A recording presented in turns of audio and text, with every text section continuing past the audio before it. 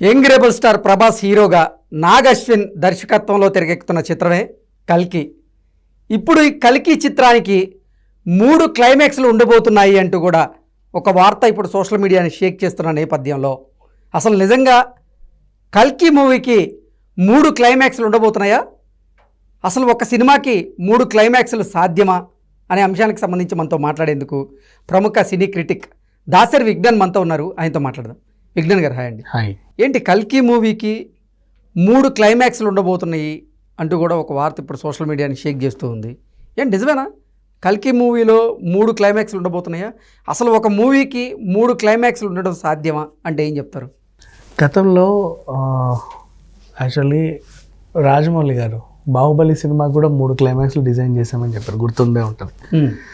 Why కట్టప్పకిల్ Baahubali బాగా famous అయిన తర్వాత కట్టప్ప బాహుబలిని చంపితే జనాలు ఎందుకు యాక్సెప్ట్ చేయరు, దాన్ని ఇంకోలా చేయాలి, కన్విన్స్ చేసే విధానంగా ఉండాలి. ఆ క్యారెక్టర్ అంత బలంగా తీర్చినప్పుడు పోనీ శివగామి చంపించిందంటే దానికి కూడా ఒక బలమైన కారణం ఉండాలి.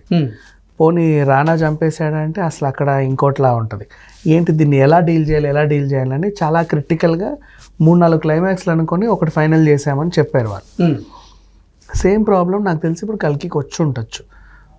అంటే దాన్ని బట్టి అర్థమయ్యేది ఏంటంటే ఫస్ట్ హాఫ్లో క్యారెక్టర్స్లో చాలా బలం ఉంటే, డెప్త్ ఉంటే, క్లైమాక్స్కి వచ్చేసరికి అంటే ఆడియన్స్ కన్విన్స్ అవ్వాలి. ఇప్పుడు ఫర్ ఎగ్జాంపుల్ పుష్ప ఉంది.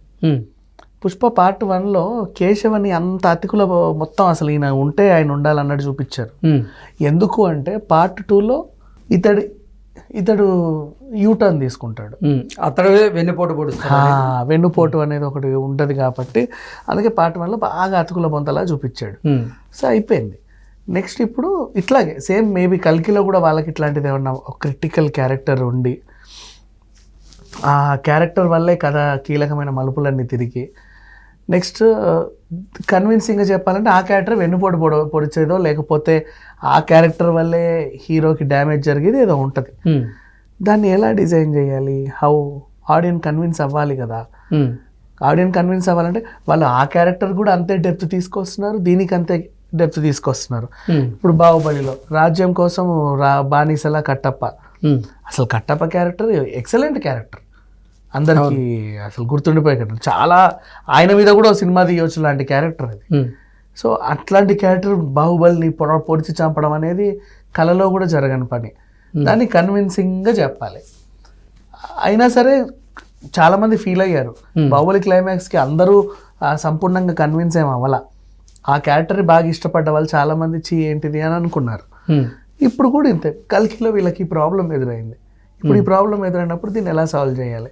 సో వీళ్ళు ఏం చేసుకున్నారు, ఒక 3-4 క్లైమాక్స్లు షూట్ చేసుకొని పెట్టుకున్నారు. దీనికి అతికిచ్చి వీళ్ళ 10 మంది ఇంప్రెషన్స్ ఎలా ఉంది, అంతా బాగుంది కానీ క్లైమాక్సే కొంచెం లేదు సార్ మేము ఇంకో క్లైమాక్స్ అనుకున్నాం, ఇప్పుడు ఇక్కడ నుంచి అది ప్లే చేస్తాం, ఇది కూడా కొంచెం ఇది చూడండి, ఇది కొంచెం పర్లేదు అన్నట్టు అనిపిస్తుంది. ఇట్లా అభిప్రాయాలు సేకరించి లాస్ట్కి ఏదైతే అందరూ కన్విన్స్ అవుతున్నారో దాన్ని సినిమాలో చూపిద్దామనేసి అనుకున్నారు. అట్లా 3 క్లైమాక్స్ డిజైన్ చేసుకున్నారు. అది యాక్చువల్గా నాగ్ అశ్విన్ చేసిన పని. ఏంటి అంటే 3 పార్ట్లు ఉండబోతుందా? ఈ పార్ట్స్ అంటే ఇవాళ రేపు చాలా సినిమాలు కూడా ఏమవుతున్నాయంటే ఖచ్చితంగా దానికి ఇంకో ఫ్రాంచైజ్ తీసుకొచ్చే పనిలోనే ఉన్నారు. చెప్పాల్సిందంతా చెప్పి ఎక్కడో దగ్గర ఏవో చిన్న క్వశ్చన్ మార్కులు వేసి నెక్స్ట్ పార్ట్లో చూడండి. ఇప్పుడు మొన్న మా ఊరి పొలిమేర వచ్చింది.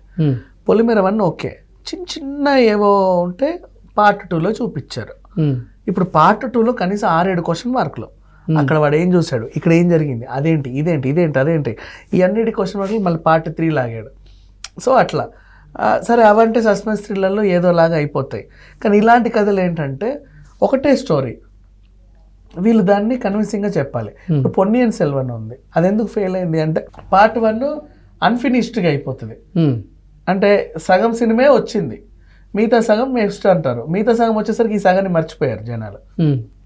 అటు ఇటు కాకుండా తయారైంది.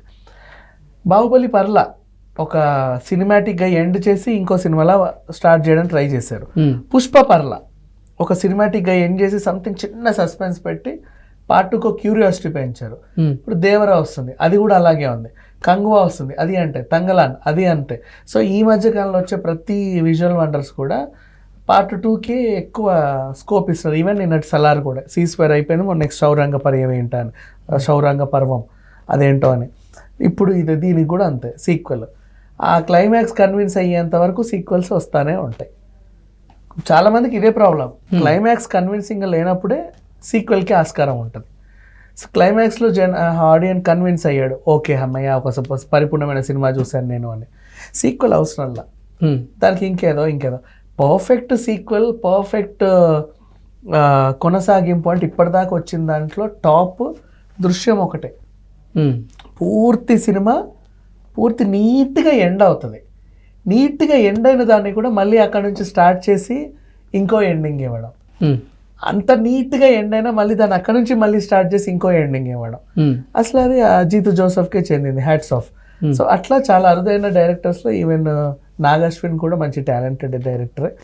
సో తను కూడా ఒక కథని సంపూర్ణంగా చెప్పలేకపోయినా దాన్ని కట్ చేసి క్లైమాక్స్ ఏదో ఒక టైంకి ఏదో ఒక పార్ట్లో ఎవడో ఒక క్యారెక్టర్ ఏదో అయ్యిద్ది, అమ్మయ్య వీడి చేత క్లైమాక్స్ ముగించవచ్చు అనుకుంటే అన్ని పాటల వరకు తీసుకుంటూ వెళ్ళొచ్చు.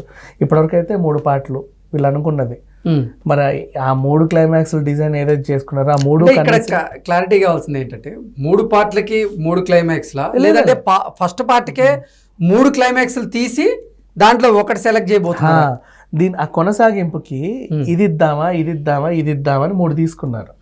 అంటే అది ఈ పార్ట్కి సంబంధించిన క్లైమాక్స్, కాకపోతే అది క్లైమాక్స్ అంటే ఇట్స్ నాట్ ది ఎండ్, దానికి ఒక కొనసాగింపు ఉంటది.